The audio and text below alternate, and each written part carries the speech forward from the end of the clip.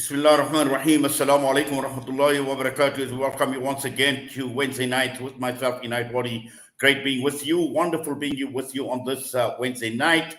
The time is just gone 4 minutes past 7 p.m. And an important discussion in South Africa. And it's a discussion that has been a major talking point and looking at South Africa, looking at our position as far as Palestine is concerned.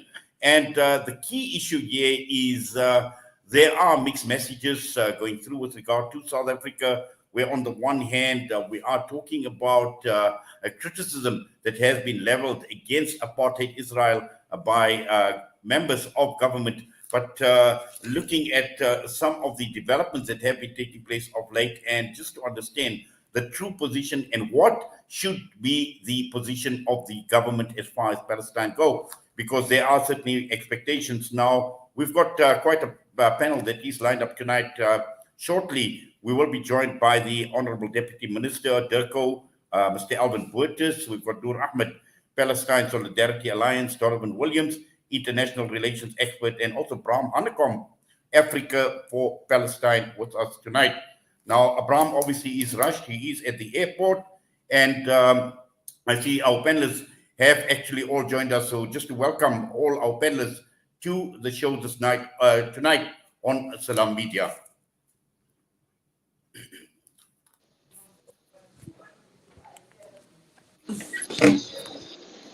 Yes, I see Donovan Williams there. I see Noor Ahmed as well on video, and on audio, the Honorable Deputy Minister of DIRCO, Alvin. And also on audio, we've got Brian Hanekom. To all of you, good evening and welcome to the show. Thank you. Good evening. Good evening, and peace and health to all your listeners as well, Inayet. Yes. Braam, good evening, you are rushed. Good evening, your listeners, yeah? Braam, I see you are rushed because you are at the airport right now, and I know you're rushing to catch a flight. So I'm going to actually start off with you and looking at South Africa, looking at our position on Palestine. And just as an overview or as an introduction, how do you see South Africa with regards to Palestine in terms of our relationship?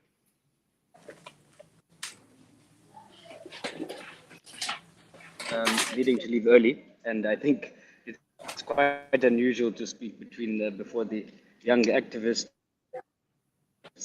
like Noor, and also to speak before the Deputy Minister, so I apologize for that. I think that South Africa has done an immense amount in its solidarity with Palestine. I think that South Africa is an extremely important country for solidarity with Palestine, because South Africa, of course, being the country that struggled under the yoke of apartheid, has a responsibility to guide the world in terms of its positioning on the matter. I think that while there obviously is always room to improve, I think that the importance of South Africa having withdrawn its ambassador to Israel, the importance of having senior leaders like Alvin and others very outspoken, participating in solidarity protests and participating in numerous of solidarity actions, it cannot be underestimated. I mean, the reality is that South Africa has a huge voice on the international stage to talk about matters like apartheid, for example. So I think that while there's a lot of room for improvement, we would always want to see more improvement. The government of South Africa and the ruling party have actually been a shining light for Palestinian solidarity around the globe. There are very few countries around the world, for example, that do not have an ambassador in Israel right now. There are very few countries around the world that are taking the position that South Africa is at the UN. And although there's a lot of work to be done, I think that South Africa actually is a true friend of the Palestinian people. Thank you.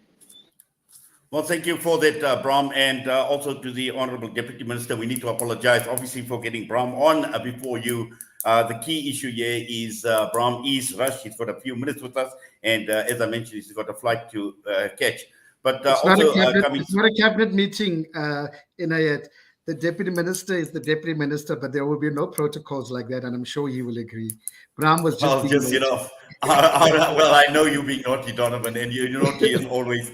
But I think the key issue here is to bring the Deputy Minister, Alvin, into the discussion, because, we've seen over a period of time, and we've also seen Minister Naledi Pandor make a number of statements in defense of the people of Palestine, and also at the same time looking at this relationship that exists between South Africa and Israel, which has come under criticism from certain causes. There have been certain concerns that have been actually raised. And just your view, Deputy Minister, on how you see South Africa and how we are actually looking at Israel, but also at the same time, the concern that the country is expressing for the people of Palestine.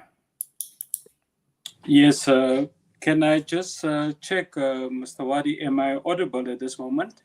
Yes, you are, loud and clear.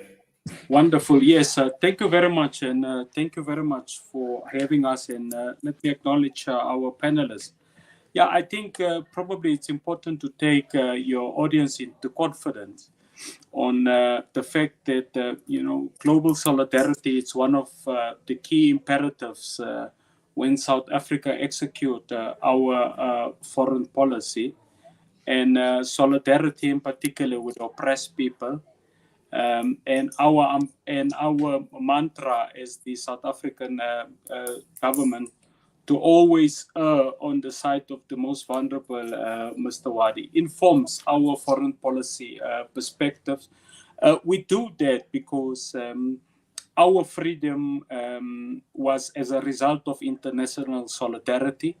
When we drafted, for example, the 1955 Freedom Charter, which amongst others held that South Africa belongs to all who live in it, we anticipated that freedom could be possible in our lifetime, but we equally had a conviction that even if freedom was not going to be realized in the lifetimes of the authors of the Freedom Charter, that the struggle continues.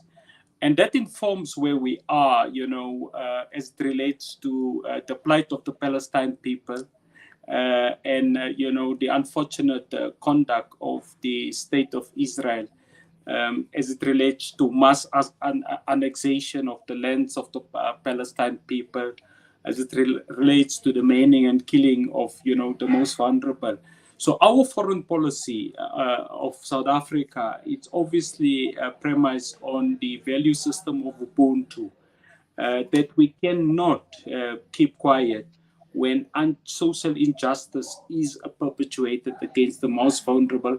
And in the Middle East, Mr. Wadee, the most vulnerable really is the Palestine people, the women and children, on an ongoing basis that are, subjected to very unfortunate humiliation by the state of Israel. Yes, thank you for the Deputy Minister. And just to continue with Braam, and I need to apologize both to Noor, Ahmed, and to Donovan. We just want to get Braam, Hanekom as much as we can, obviously, on this particular situation. Now, Braam, we've seen over and over again, we've seen the South African government, we've seen a lot of statements that have been made over a period of time, and statements that are encouraging as far as the support of the people of Palestine go. And most recently, even in the month of July, where we've seen Minister Naledi Pandor talking about South Africa calling for Israel to be declared as an apartheid state. So there are serious concerns on the part of the government as far as our position or the government's position go on both Palestine and on Israel. What more should be the South African government be doing, Braam? Well, I think that the South African government is on the right path. I think that we also need to be honest about the global context. The power of the United States of America in the global arena is pretty massive. It makes life quite difficult for South Africa to act with the level of solidarity that we are already doing.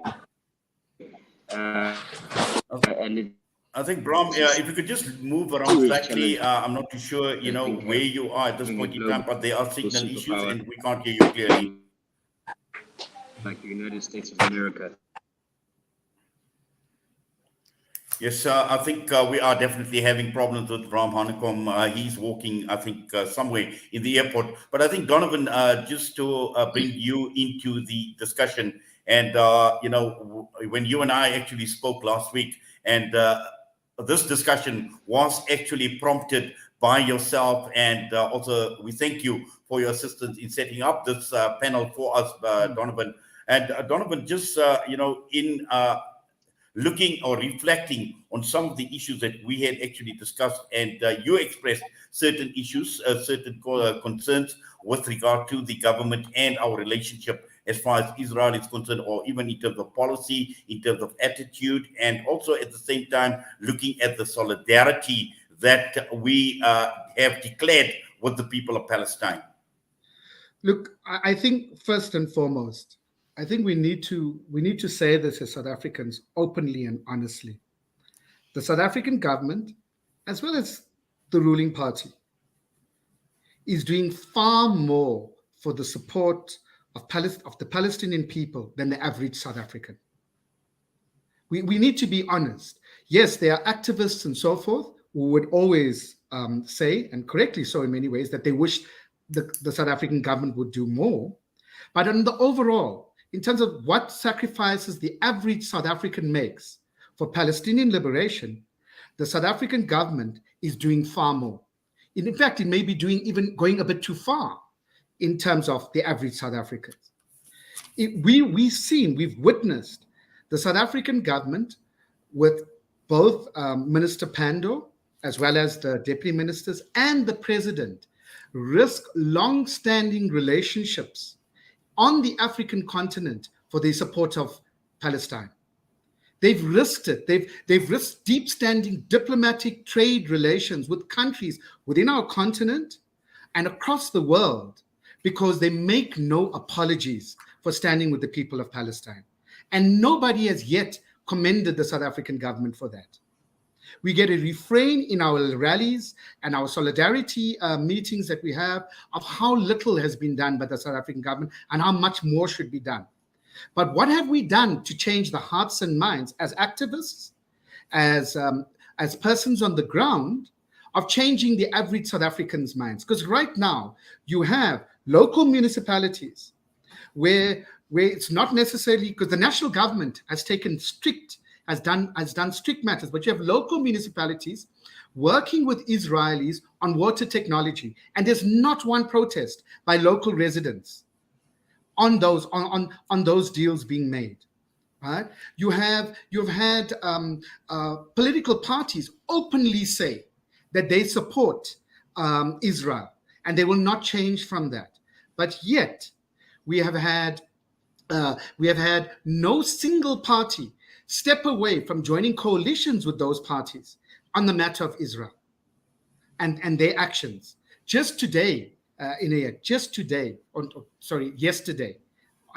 could be a few, Aleppo was bombed.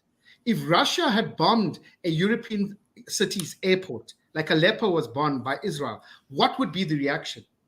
But we have some, in some way or the other, we expect our government to fight on our behalf. There's a limit of an expectation, but we stand up and be counted as well. I have criticisms on the current policies. I'll come to that. But if first and foremost, and I hope Noor would also come in, we must commend the South African government.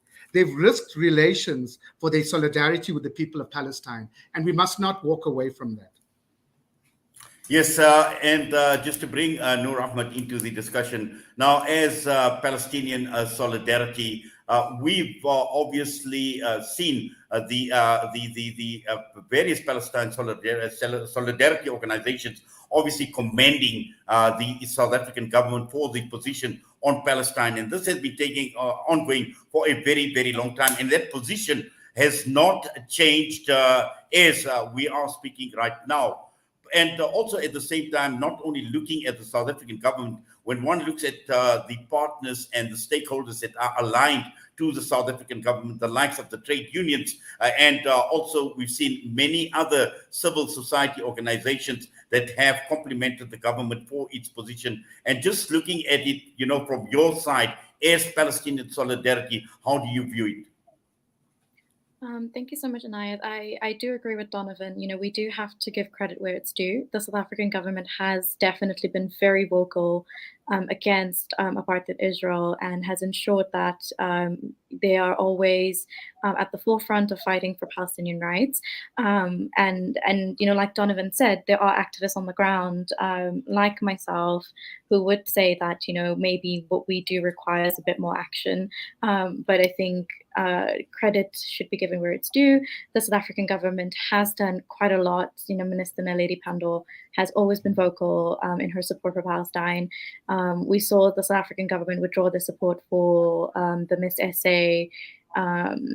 For Miss SA last year, and those are very critical, important steps in the right direction. But some will say that that these steps need to be more consistent. So while the government did withdraw the support for Lalela, why is it that the same sort of energy is not utilized when we have South African football players playing soccer tournaments on Palestinian ethnically cleansed Palestinian land, or there's not that same kind of energy towards tennis players that are soon to be playing a match in Israel. There needs to be more of an adoption of a policy of BDS, and it's we can't really. I do have to disagree that we can't really compare the contribution of ordinary South Africans in terms of their Palestine solidarity to that of the government. The government has done a lot. However, there are still many sectors of the government that are continuing to collude with Israel, and this is not just local municipalities in terms of the water tech. There's also agricultural businesses. There's Milko. When Clover was being bought by Milko, Palestine solidarity organizations were very vocal about that deal, and concerns were raised not just about the sort of intentions, but also about the fact that the company is Israeli based. But all of those concerns weren't really listened to, and they kind of fell on deaf ears. And then we saw, there were retrenchments and workers' rights were completely impeded on. So, while we have to be positive towards the government about their role in what they're doing for Palestinians, we also have to be critical because, there is a lot that still needs to be done, or a lot that needs to be worked on. Yes, and just getting back to our Deputy Minister, Alvin, looking at South African government and what the government has achieved over a period of time as far as Palestine is concerned, whether we're talking about downgrading the embassy or we're talking about not having an ambassador in Israel. But and also at the same time, one must also look at the South African government and its willingness to accommodate a Hamas delegation in the South African Parliament as well. So at government level, South Africa is doing, as Donovan had mentioned, South Africa is doing a lot more than the rest of the world. But just looking at, South Africa and our position and how that would actually be looked at globally, because at the end of the day, we are in a global village. We are looking at the entire world that has its eyes on South Africa and South Africa's position on Palestine. If you could just unmute your mic, please. All right. Thank you very much, Mr. Wadee. Let me first, just restate the centrality of our position as the South African government. The contemporary in international politics at this moment, the major discussion at the geopolitical level is, of course, the territorial infringement as it relates to Ukraine and the war in Ukraine, as it relates to the Russian Federation. And what many member states, and in particular your more powerful nations, speak about is the fact that there was a violation of the United Nations Charter, in particular as it relates to the sovereign independence of the state of Ukraine, and the territorial infringement by the Russian Federation, in relation to the territorial integrity of the people of Ukraine. Now, Mr. Wadee, if that is the debate, then surely it should hold the same for the people and the plight of the people of Palestine as it relates to the infringement of the territorial integrity of the state of Palestine by the state of Israel, because the historical facts, it's quite clear. The United Nations and the United Nations General Assembly UNGA, together with the United Nations Security Council, in fact, many times, all 15 members of the United Nations Security Council, including members of the P5, where the United States, the UK, France, for example, apart from China and Russia, says, have actually agreed that there needs to we need to go back to the drawing board as it relates to 1967 and the territorial infringement by the state of Israel. And no one raised that debate in the same manner how the debate about the territorial integrity of Ukraine is being raised. Now, why is that? And I think it's our responsibility, as a government, to always communicate to our people that we want all states, everyone that is a member states of the United Nations, international community, the rules of the UN should be applied systematically and in a coherent manner without exception. There can't be any exceptionalism as it relates to the conduct of the state of Israel, as it relates to the territorial integrity of the people of Palestine is concerned, because there is in this matter around Palestine and Israel, what we must underpin is there is an oppressor and there is an oppressor. So we should be unequivocal to recognize that the people of Palestine is being oppressed by the oppressor, and this is Israel.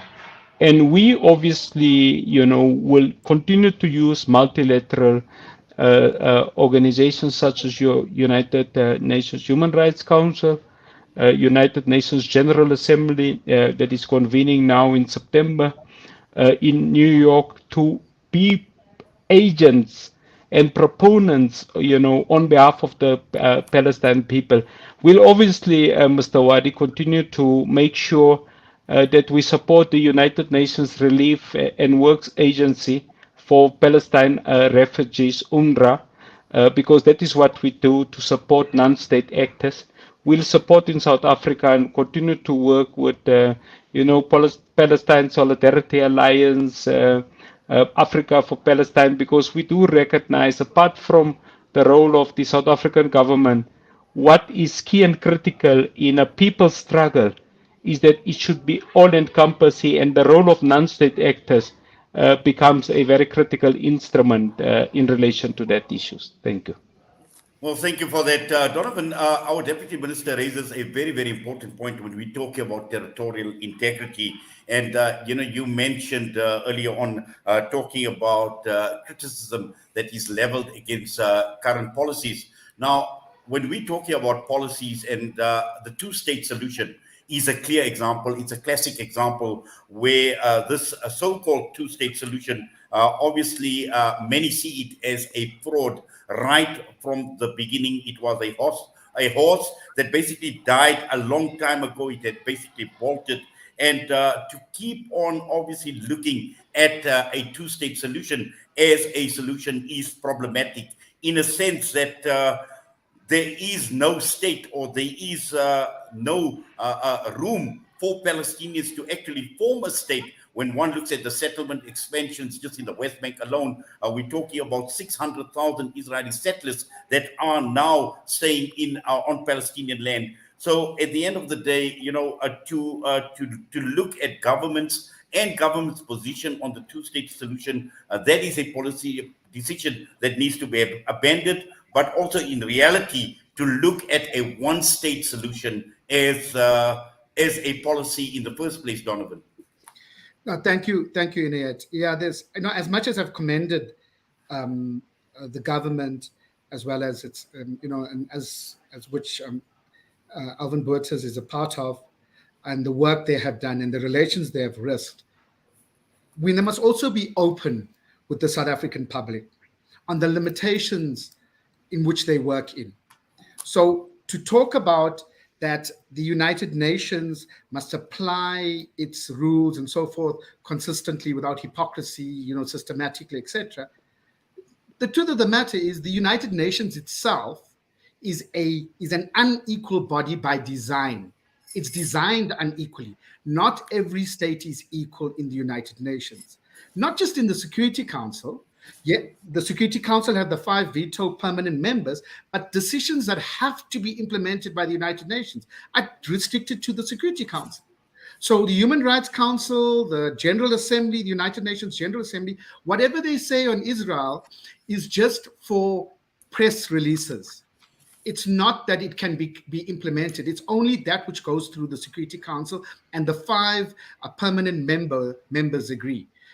So to be able to talk about the United Nations as a possibility, so this is a limitation, and they must be open and honest with us, because we're not going to get what we possibly want through the United Nations, and we have to navigate that. So we can't pull out of the United Nations because we wouldn't have another platform. So we need to be open about that. And then it's not just the two-state Inayet and that. The matter is, we agree with the South African government of calling Israel an apartheid state and going on that. But there is also a difference. Apartheid, which the country we lived in, which was an apartheid South Africa, wasn't hell-bent on killing the people, the black South Africans of this country. It needed them for cheap labor. Whereas in Israel, in the occupied territories, it is clear that there's genocide. It is a liquidation of a people of Palestine. So it's more than this apartheid. So we agree with the South African government, but this has gone further than a discussion about whether it should be two-state and one-state. That should come from the people of Palestine. They should say to us, we want a one-state solution, or we still want the 1967 or whichever solution. But because they are just surviving on the ground, trying to survive every day, because they're basically being eliminated as a people, their history is being eliminated as we speak, because they're trying to act like Palestinians never existed. If you go onto the internet and if you go onto YouTube, you will hear young Israelis, younger than Noor. And the way they speak about Palestinians is like they don't exist. And this is what is happening. So we must push our government to take it further, to raise the issue of genocide. And this is important. This is very important. And I'm hopeful thereafter we will be able to discuss about our diplomatic relations with Israel. How should it work? Because I want us to. But right now, I think that the South African government must explain how we are able, and the South African people, that we must able to understand that the United Nations and the very multilateral bodies that it's looking to is not able to push these things because the world is unequal. Because those who stand with Israel are countries with far greater power. And we have to use moral persuasion. We have to appeal to hearts and minds, and we have to get that across, like what's done against the fight against apartheid. Thank you for that, Donovan, and to bring Noor into the discussion. And Noor, Donovan speaks about strong words, calling it a genocide. And as much as we have got praise for the government, as much as we have got praise for people like Minister Pandor, the key issue here is when cutting diplomatic relations does not yield results, when we see there is no genuine effort on the part of Israel, or Israel just doesn't give a damn, it doesn't care about what the rest of the world thinks, and they continue in their own merry ways as far as the Palestinians are concerned. What else can be done? Obviously, condemning in the strongest possible terms, as Donovan mentioned, calling it a genocide, but I'm sure there is a lot more in terms of actions that could possibly yield positive results. I mean, we've been condemning the actions of Israel for a long time. You know, it's not just as activists, but even the South African government has been condemning. I think we're past the point of just talk, and we're past the point of just saying that we condemn these actions. I think it's at the point where we need to be very decisive and very strong in what actions we take. You know, I agree with Donovan. We can subscribe to a two-state solution. I mean, it never worked for South Africa. It wasn't something that was considered acceptable for South Africa. You know, why would it be considered something that is acceptable for Palestinians? This is their land. It's something that it's been colonized by Israel, and I agree when Donovan has called it a genocide. You know, we have had South Africans who have gone to Palestine and who've seen the situation there, and they actually have come back, like Reverend Frank Chikane. The South African Council of Churches went to Palestine, and when they came back, they actually called the situation there worse than apartheid. And it needs to be that, you know, now that there needs to be practical actions that are taken by the government. And I agree that we do need to look at Palestinians and look towards them and see what it is that they would like us to do. I think that engaging in decisive actions like principled boycotts is extremely important. Supporting BDS movements within South Africa, but also globally, you know, Palestine Solidarity Alliance is part of the BDS coalition, and we do work towards different boycotts that are happening, and it's not just sports or culture, it's academic, it's economic boycotts and sanctions and disinvestment. You know, we also need to, as South Africa, I feel like there is a little bit more that we can do. There is the Apartheid Convention that South Africa could sign. It has been signed off by the president and the cabinet, and it's with parliament at the moment. So that's something that we could, as South Africans, do, is look at passing that convention. And those are like steps that we can take in the right direction that leads towards, you know, a bigger result. So I think it's we extend our solidarity towards Palestinians, you know, visa-free entry for Palestinians into South Africa, because we say that we are in solidarity with the people of Palestine, but when it comes down to, like Donovan mentioned, the policies, the actual actions, those don't align. Well, certainly. And also, I think just getting back to our Deputy Minister, looking at some of the countries, Ireland, for example, we know Scotland as well. You know, these are countries that obviously have voiced their concerns very, very strongly as far as Palestine is concerned and Israel. And just looking at the South African government, you know, taking the lead from some of these countries that have taken a stronger position. Yes, I think we have many friends for the Palestine people, Wadee. Firstly, I want to remind obviously your audience that the United Nations herself have declared an International Day of Solidarity with the people of Palestine. In as far back as 1977. So every year on 29th of November, the entirety of the world community are called upon to express its solidarity with the people of Palestine. And that is pivotal because that tells you what is the body politic of the United Nations, in particular its General Assembly of view. And the majority of view of the body politic of the UN, Mr. Wadee, is to err on the side of the Palestine people. Of course, we have what we call the SADC, Southern African Development Community, who has really led the charge at the African Union as it relates to a very unfortunate decision by the AU Commission chair to grant observer status to the state of Israel. And of course, apart from SADC, we have our ever strong ally in the form of Algeria, that are obviously, with the countries of the South, as it relates to, the question of social justice. So I think for us, that is key. But I look, let me come back to the matter of the two-state solution. I think, Mr. Wadee, what we must first agree, firstly, is that the pen holders of the struggle of the Palestine people is indeed the Palestine people itself. So the matter of the two-state solution, that is a matter that has been agreed to by the people of Palestine, its leadership, whether you speak about Fatah, whether you speak about Hamas, whether you speak about people of West Bank or in the Gaza Strip. That is the only solution that the people of Palestine, obviously through your Oslo peace accords, have actually recognized and have actually strived for.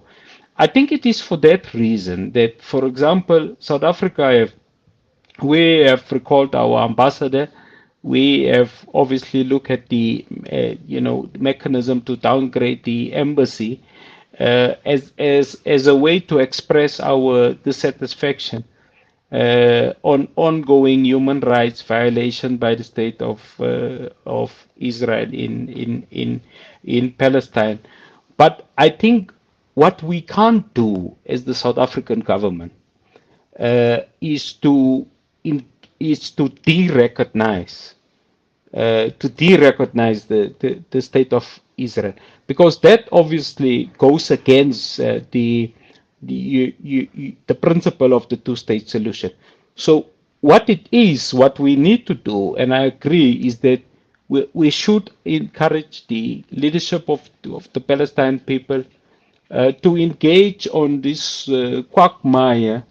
If you look at the total annexation of lands that have taken place since 1967, I think, the Palestine people live at the moment less than 5% of the original land. So their land of by birth have actually been stripped through large annexation. And that's why we have what we call the occupied Palestine territory. So for us, what is key is the solution.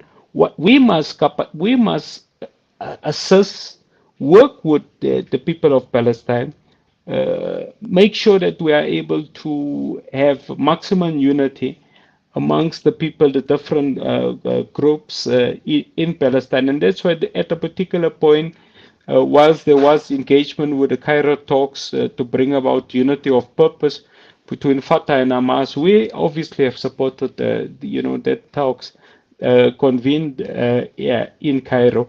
And I think for us, that is a key and critical thing. Of course, our minister, Dr. Pando, was quite correct that the conduct, if you look at the detriments as it relates to what constitute human rights violations, how apartheid has been characterized, she obviously, in an unequivocal manner, have said no. But the type of conduct is almost a mirror image of the conduct of the apartheid state. And that's why the call from South Africa to say to the United Nations, can the UN establish a special committee that look whether the conduct of the state of Israel qualifies to be characterized as an apartheid state. So that is our ongoing call, and that is the discussions now at the United Nations General Assembly. In the next 2 weeks, that Dr. Pando will obviously lead those type of discussions, Mr. Wadee. Thank you very much. And Donovan, I see Donovan. Okay, just lost him there. Donovan, what is also encouraging to note is the relationship that our ruling government, the South African government, enjoys with civil society, with activists, with human rights organizations on the question of Palestine. And we've seen over a period of time, whether there have been cultural boycotts, academic boycotts. Last week, we spoke briefly about the comrades and about the Russian athletes as well. But and also looking at, for instance, the BDS movement that has been allowed to flourish, and to a large extent, South Africa has been responsible for the growth of the BDS movement right across the entire world. And it is through this type of relationship between government and civil society and other organizations that we can actually make maximum impact in our support as far as the Palestinian cause goes. Yes, definitely. Inayet, a few years ago, it's quite a while back actually, but I was in Dublin with the then national chair of the African National Congress, Mam Baleka Mbete, and we were at the Sinn Féin conference in Ireland. And when she spoke with the message of support from the African National Congress to Sinn Féin, she didn't speak about anything else but the people of Palestine. Nothing else. She said, as the ANC, we want to tell you about what's going on in Palestine. What is going on is wrong. She went and spoke on behalf. And so the reason I raise that is that it is true that our government and the ruling party, and I'm not making a distinction here on this matter, has been a serious advocate within the limitations. Within the limitations of our multilateral system is dominated by the West. And we have a Russia and China who always look at their geopolitical interest and what battles they choose to fight. So the battle of the Palestinians is not the battle of the Russians and the Chinese. And so one of the major advocates has been South Africa, because of its moral standing, and in particular the African National Congress, because of, as you have referred, the global nature of the anti-apartheid movement. The anti-apartheid movement enjoyed support in the West and the East, in the North and the South, and in such a way that when you had the most conservative of heads of state in the United Kingdom, Britain, and the United States, in both Reagan and Thatcher, they could not stop the sanctions that ordinary people did against South Africa. So you don't necessarily need government support. And the ANC very cleverly in those times didn't go and attack the American and British governments. They rather worked with the people who were progressive on the ground. And this comes to this matter, which I was raising, is about, there's a really huge call for South Africa to remove its embassy from Israel. And South Africa is one of the few countries which has an Israeli embassy and a Palestinian embassy. I'm still trying to understand, why should we remove the embassy? Somebody, maybe Noor, can explain it. I want to know what does that do for Palestinians if South Africa removes its embassy and therefore cuts off all diplomatic relations with Israel? How does that help the Palestinian people? I'm still trying to understand that. Next week will be the 13th of September. And the 13th of September, if you recall, I think it was about 1984, 85, Inayet, when 5 South Africans went into the British embassy. UDF activists went into the British embassy and asked for protection from the British embassy in apartheid South Africa, because they were going to be arrested by the apartheid state. And they forced the British embassy to accept them. And they were there for months. It elevated the internal struggle within our country at that time. It forced P.W. Botha to be asked questions by the international community on what is going on in South Africa. So, and I find it apt that it's just that we're having the show on the 7th and on the 13th of September that occurred, because I really would like to know, what is, other than making us feel good that we are doing so many good things for the people of Palestine, how does it help if we remove if the embassy of South Africa moves out of Israel? I put that question to listeners, whoever wants to call in, as well as particular Noor, because I think that call has come from those quarters, and to me it's something that I think is just symbolic and rhetorical.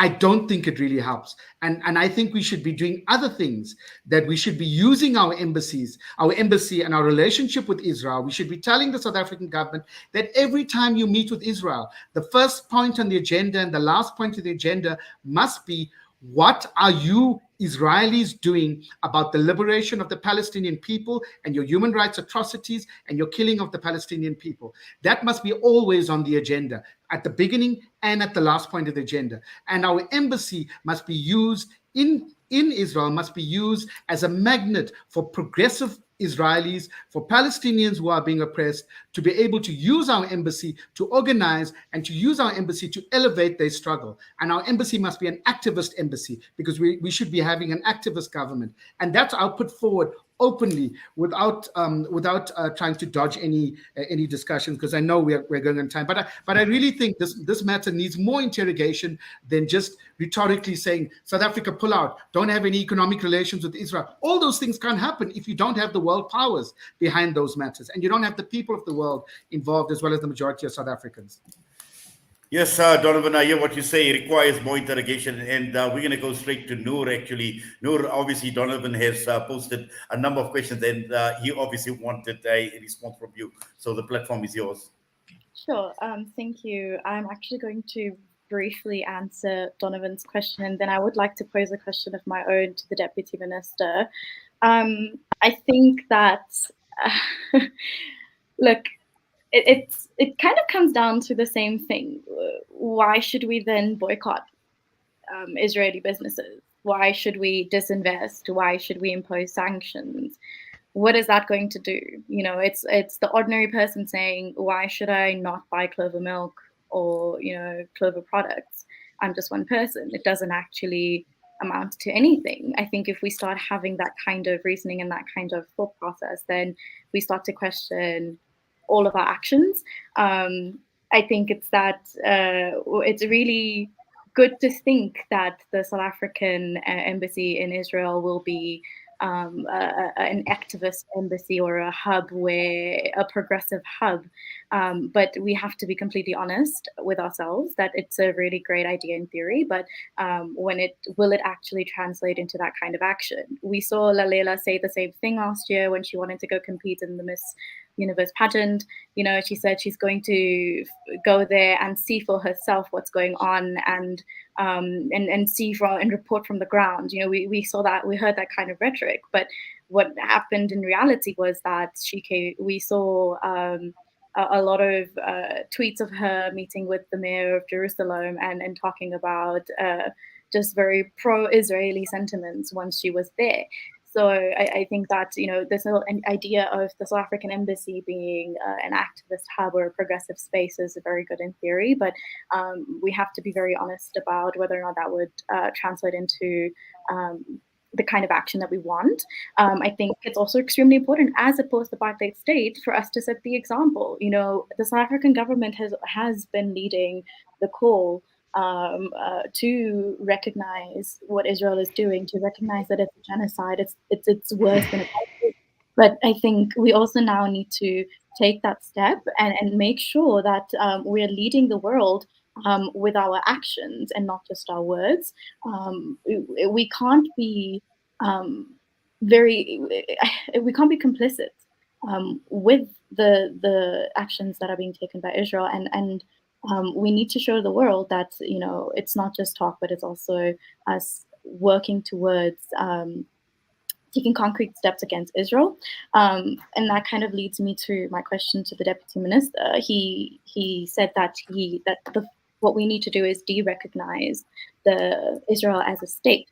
So I would like to ask now, what steps is now the government of Durga going to do to achieve that, to work towards de-recognizing Israel as a state? And yes, you know, when do you sort of expect that kind of action to happen? Yes, in fact, thank you for that, Noor. And before we get the Deputy Minister to answer the question, I've got a voice note, and Dr. Ahmed Jazbai from the Media Review Network is in Iraq right now, and he sent out a voice note, and we're going to play that. I see I've got a few questions that have come through already on my personal WhatsApp, and we want to encourage our listeners, our viewers, that you can make your comments on our Facebook, our Twitter platform, and also on the YouTube platform. But before that, let's just play out this clip, this voice note that has come through from Dr. Ahmed Jazbai out of Iraq.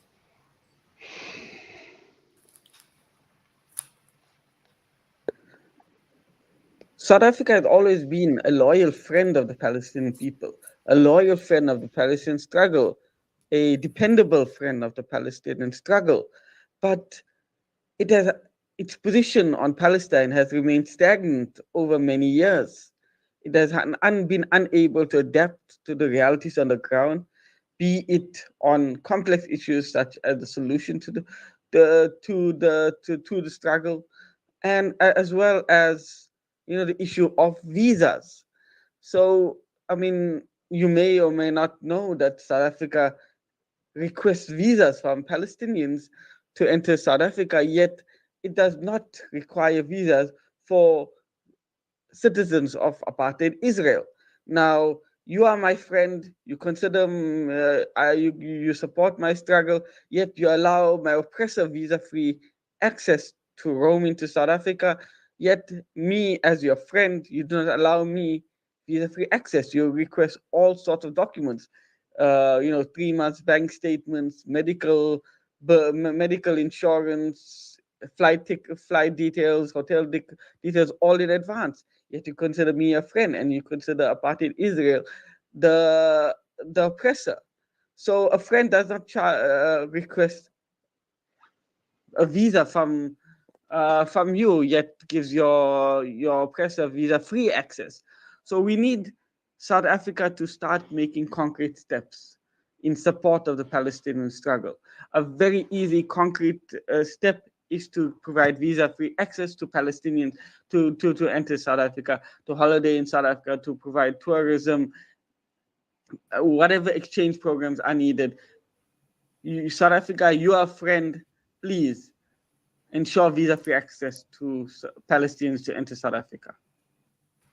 Well, thank you for that, Dr. Ahmed Jazbai, and Deputy Minister. The question that Noor had raised, and I'm sure that there is some sort of a correlation between the question that Noor had actually raised together with the voice note that came through from Dr. Ahmed Jazbai.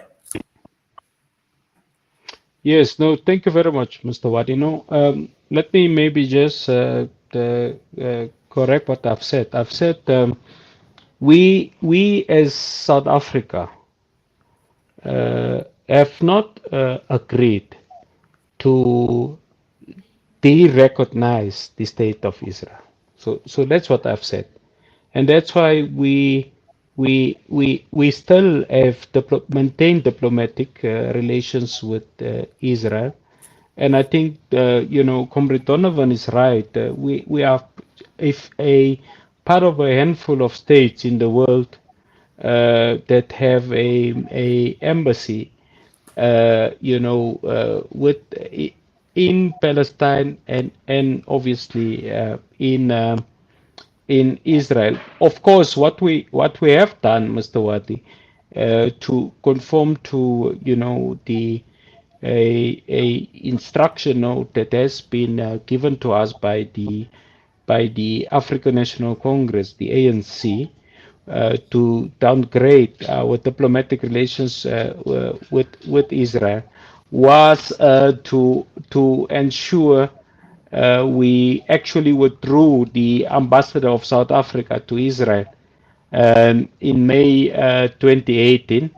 And as we are speaking, our South African mission in Tel Aviv is currently headed by what we call a charge, and therefore basically little political work are actually being conducted from this mission. I think there should be ongoing debates to reflect on that decision.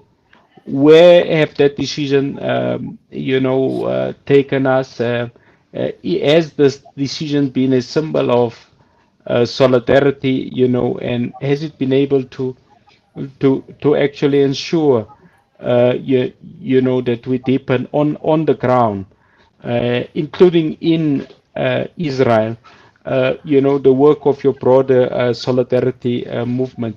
Because and I'm saying that because our decision obviously had to be contextualized as it relates to the broader Middle East peace process, and in particular, the decisions by the government of Israel to continue to enlarge its annexation of the West Bank. The second issue, which I think it's a valid concern that are raised by the August doctor, is at this moment, because it's one of the issues that Dr. Pandu, as the Minister of Turco, has probed, is why is the visa regime not equitably applied? And I can tell you, we obviously from the Ministry of Turco have led a charge as it relates to the review of that type of decision at the level of cabinet.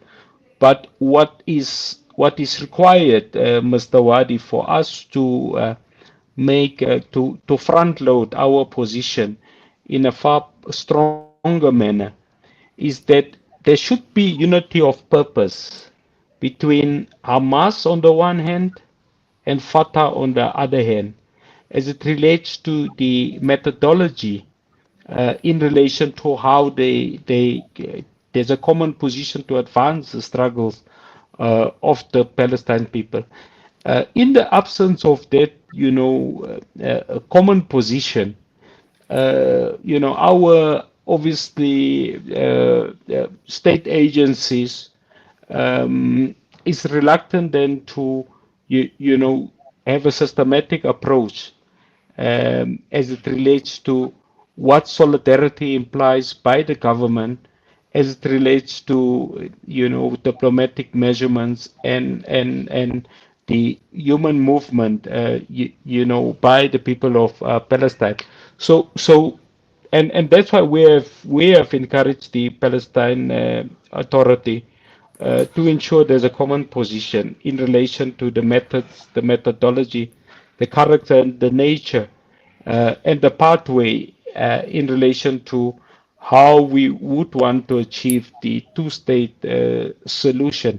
And in the absence of coherence in relation to that, you then have the state different state agencies that are dealing, for example, with the matters of the visa regime, that are then reluctant to engage in a corresponding obligation as it relates to executing some of those amendments.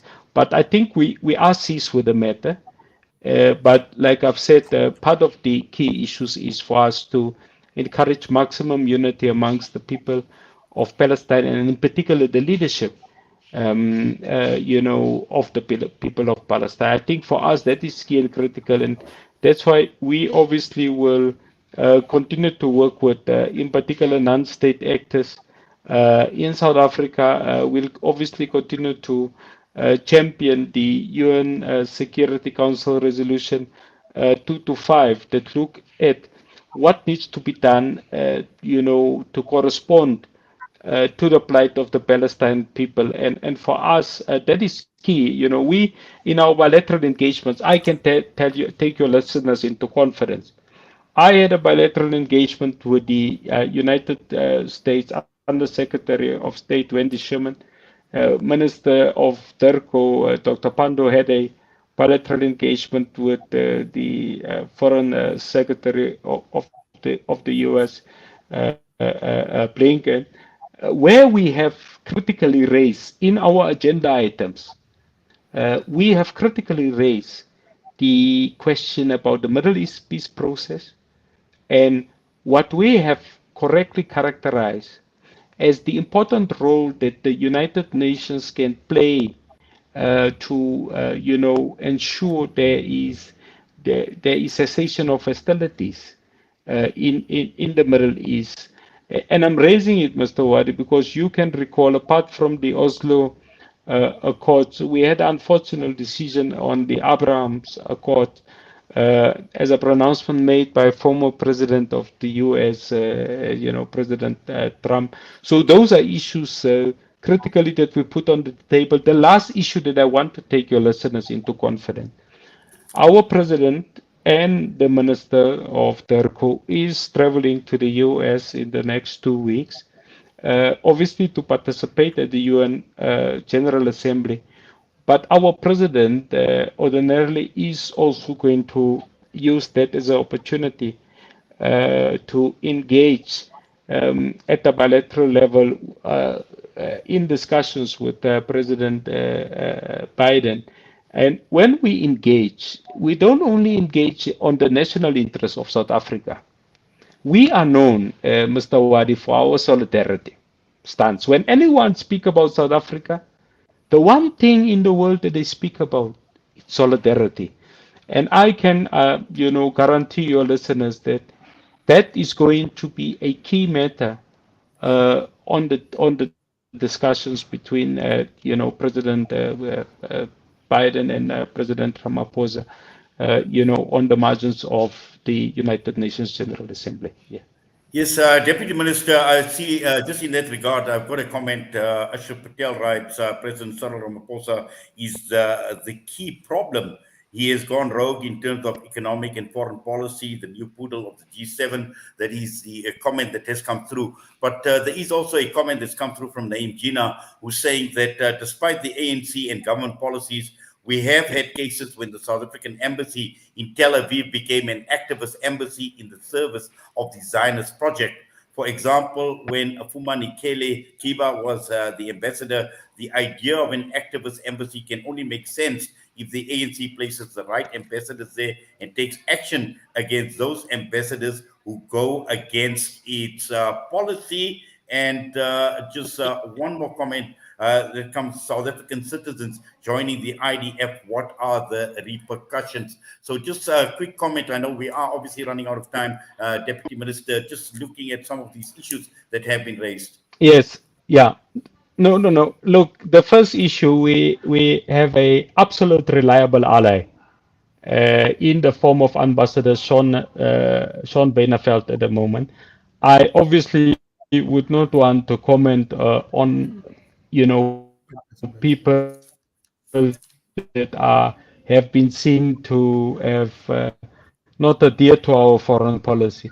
But I can guarantee, to the listeners that in Ambassador Sean Beineveld, you have a reliable proponent on behalf of the people of Palestine.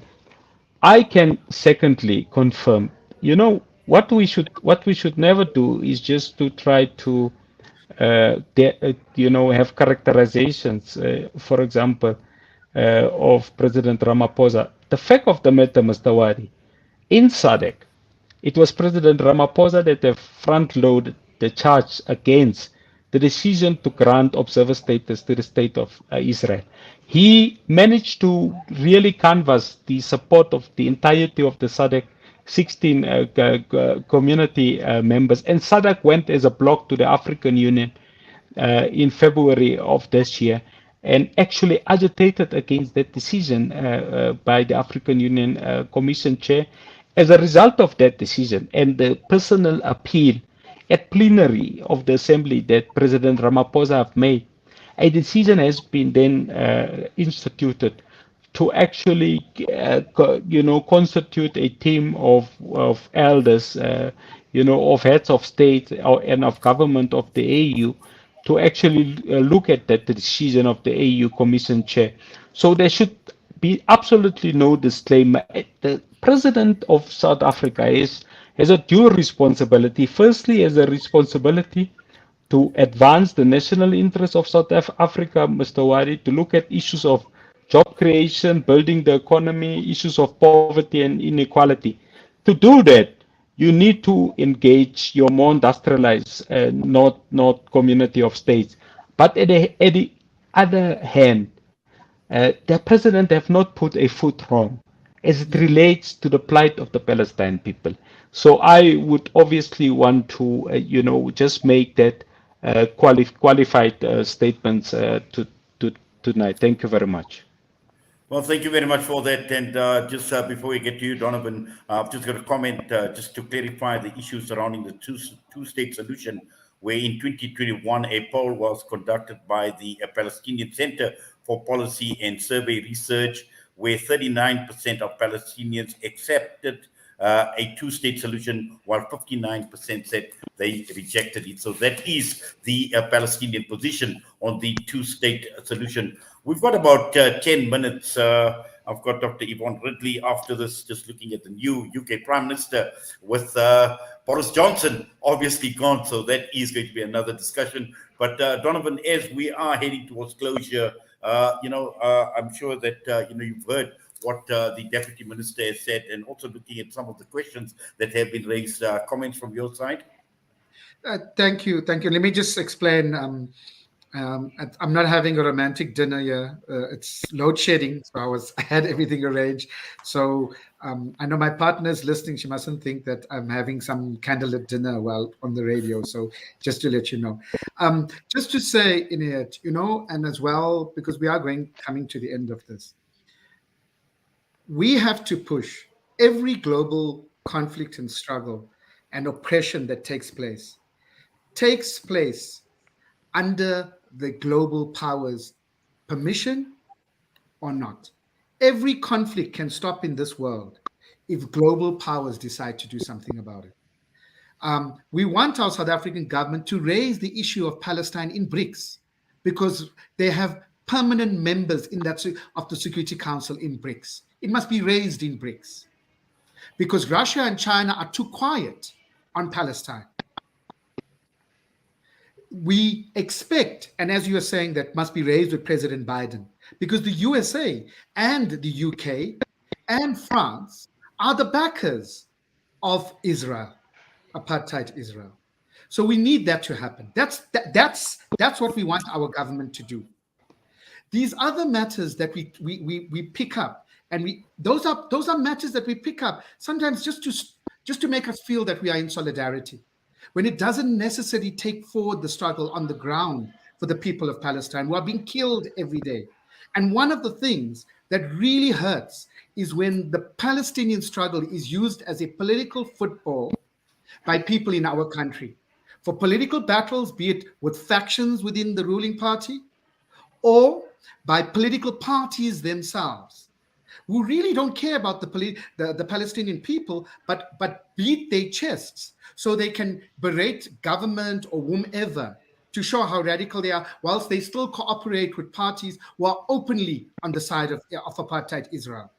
So if we are honest by ourselves as people, we must know that it's not just about pushing our government, but we must be clear that the Palestinian people, as Madiba had told, their struggle is our struggle. And that doesn't mean mouthing rhetoric. That means pushing our government into strategic actions that elevates that struggle, that makes it difficult for any person to say, any institution to say, we support Israel. It must be so difficult. It must be uncomfortable. It must look like an anathema. And we haven't been able to do that. This is why you can have UEFA supporting Israeli football. Why, if we ban players from playing in Israel, SAFA will be removed from FIFA and you won't be able to play football. This is how the hegemonic control through the United States and others. So until we understand this and we help push our government into strategic points, then telling ourselves what we want to hear so we can feel good about ourselves, then only. And people like Naeem and that on the comments have raised very important things. Some of the lopsided matters which must be dealt with, because it's not only bigger issues. So my appeal to your listeners, to all ourselves who support the people of Palestine, is that let's support the people of Palestine, not for our own matters, not to score points amongst ourselves, but to really support the people of Palestine. And we are able to. We can. We are some of the greatest supporters of the people of Palestine within this country.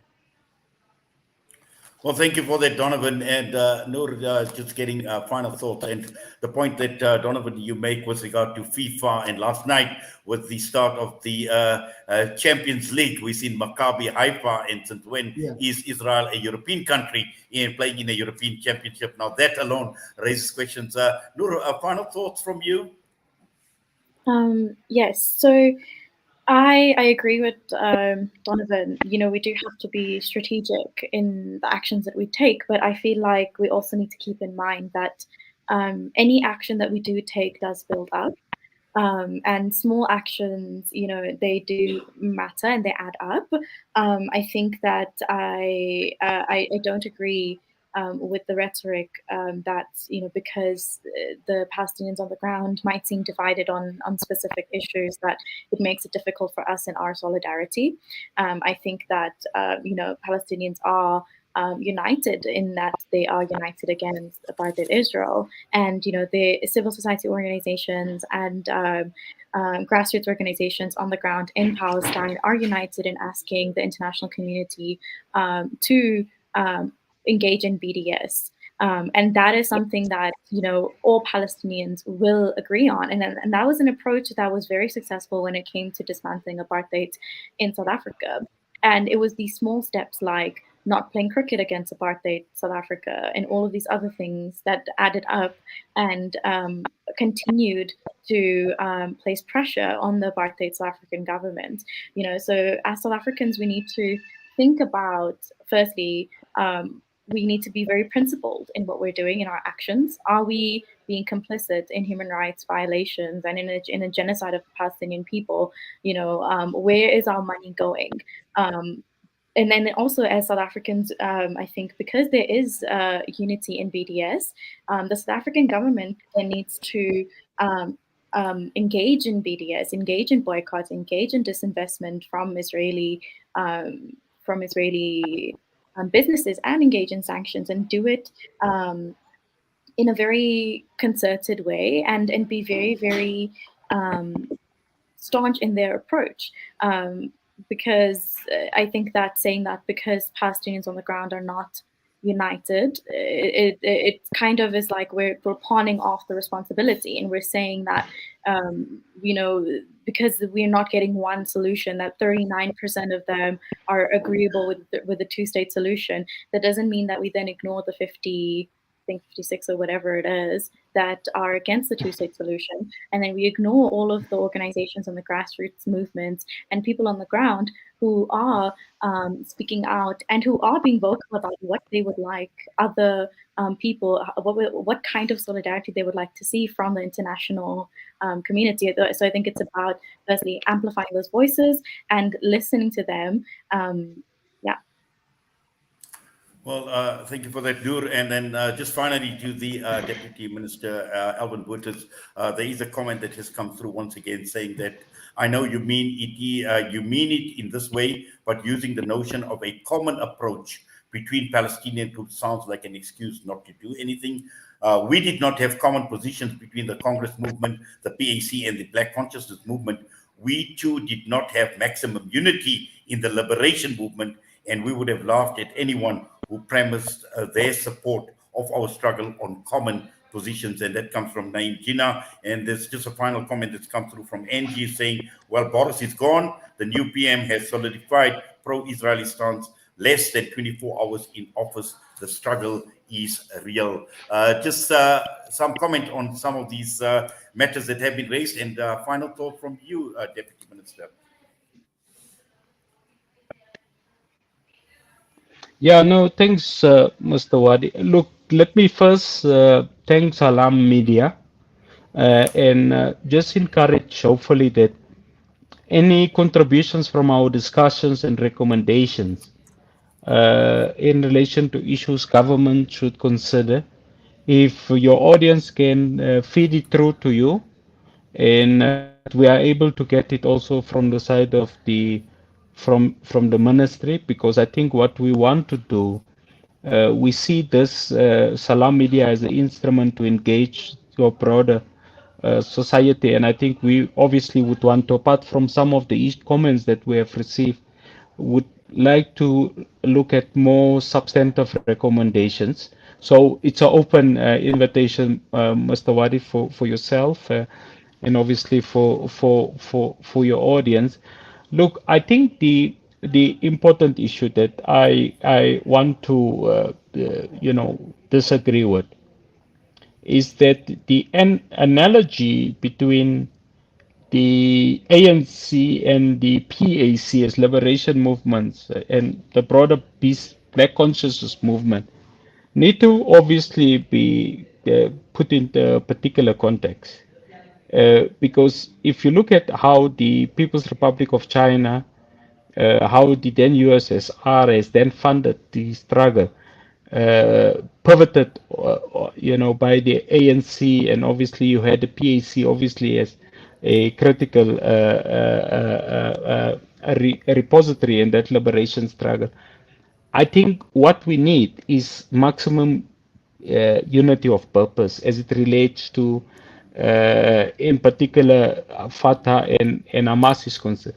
And for us to say, your broader common position in relation to the methodology and the characterization of the Palestine, the struggles of the Palestine people, that it's not that we are saying it's a precondition. What we are just advocating as government is the continuation of the Cairo initiated talks of dialogue between Hamas and Fatah, which have actually produced quite tangible results.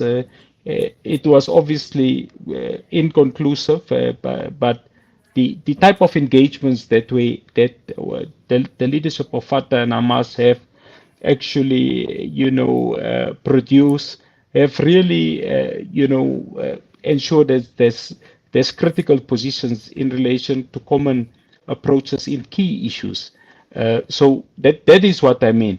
The last issue that I want to just indicate, Mr. Wadee, is that we are obviously part of the multilateral community, and we are supporting the work of the International Criminal Court, the ICC, which has been established in 2002, as it relates to them having agreed to investigate crimes that is said to have been committed against the people of Palestine by the state of Israel, and I think it's for that reason that we have said what we need to do as South Africa is to deepen our participation in the ICC as one of the member states who actually have deposited our treaties, because part of the role of the ICC is to look at the issues of crime as it relates to war crimes, genocide, crimes against humanity, and crimes of aggression. And I think our conversation today have actually confirmed that some of the more substantive concerns that we are having should obviously be deposited to the International Criminal Court, and obviously it's one of those multilateral organizations that from time to time we will have to obviously have discussions about, at Salam Media, and obviously through our dialogue with other non-state actors. So thank you very much. Well, thank you very much for that, Deputy Minister. And we are obviously honored that you have extended this invitation to us to reach out to you at Salam Media as a platform or as an avenue to raise these issues further, and also raise issues that others, our viewers and our listeners, have raised as well. So, we certainly are honored that you have made or you have extended this invitation to us, and we're also honored that you were able to join us as part of this panel discussion this evening. I think it was absolutely important, it was necessary, and it was just wonderful that you were able to join us, and together with Donovan, I know you've worked behind the scenes as well in putting this program together. I want to thank you for your assistance, for your support, and also Noor, Ahmed, thanking all of you. And yes, these discussions are important, they're necessary, and I'm sure this will not be the last of the type or the nature of the discussion that we have been having. To all of you, I wish you all the best. May you stay blessed, and please keep well and please keep safe. Take care.